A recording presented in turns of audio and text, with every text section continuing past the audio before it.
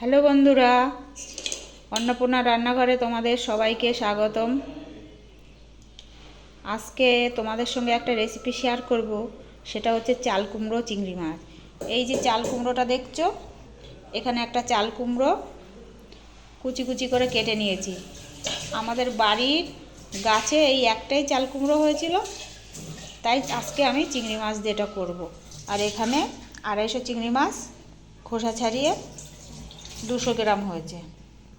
আর এখানে নিয়ে নিয়েছি 2টো তেজপাতা, একটা শুকনো লঙ্কা, একটা পেঁয়াজ কুচি, 4টে কাঁচা লঙ্কা আর একটা আলু টুকরো টুকরো করে কেটে নিয়েছি। আর এইগুলো দিয়েই আজকে আমি চাল কুমড়ো চিংড়ি করে দেখাবো। ততক্ষণ তোমরা দেখতে থাকো আর সঙ্গে থাকো। দেখো, গ্যাসে কড়াই বসিয়ে দিয়েছি, আর কড়াই গরম হলে তেল দিয়ে দিয়েছি। তেলটাও গরম হয়ে গেছে। এইবার এর মধ্যে আমি চিংড়ি মাছটা দিয়ে দেব, দিয়ে চিংড়ি মাছটা লাল লাল করে ভেজে নেব।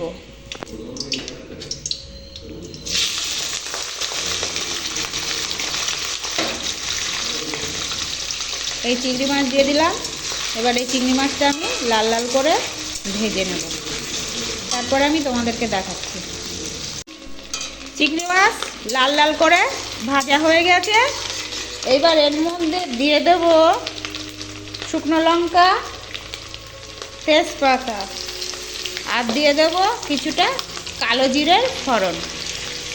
দিয়ে এইবার আমি এর মধ্যে দিয়ে দেব পেঁয়াজ কুচি, তারপরে দিয়ে দিচ্ছি কেটে রাখা আলুর টুকরো।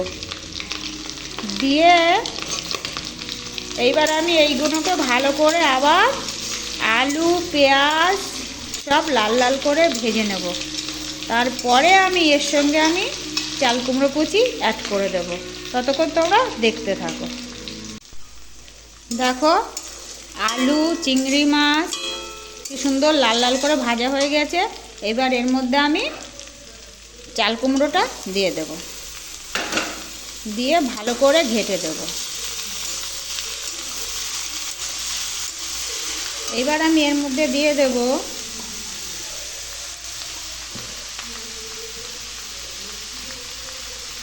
পরিমাণ মতন লবণ,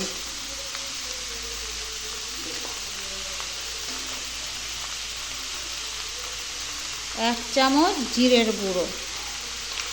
আর হলুদ গুঁড়োটা আমি এখনই দেব না, তার কারণ হলুদ গুঁড়ো দিলে পারে চাল কুমড়োটা একটু খিচড়ে মতন হয়ে যাবে, সিদ্ধ হতে চাইবে না।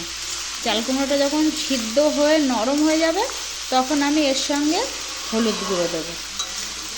এবার ভালো করে নেড়ে চেড়ে ঢাকা চাপা দিয়ে দেবো, যতক্ষণ না এটা সিদ্ধ হয়। তার জন্য আমরা অপেক্ষা করব। ততক্ষণ তোমরাও অপেক্ষা করো। এই দেখো, চাল কুমড়োটা অনেকটাই সিদ্ধ হয়ে গেছে, তবুও একটু রসালো রসালো টাইপের আছে। এইবার আমি এর মধ্যে 1 চামচ হলুদ গুঁড়ো দিয়ে দিলাম,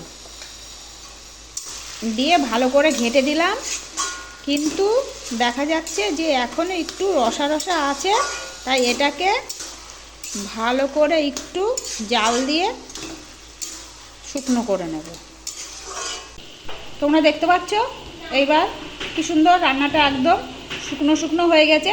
এবার আমি নাবিয়ে ফেলব। নাবিয়ে গরম গরম ভাতের সঙ্গে পরিবেশন করব।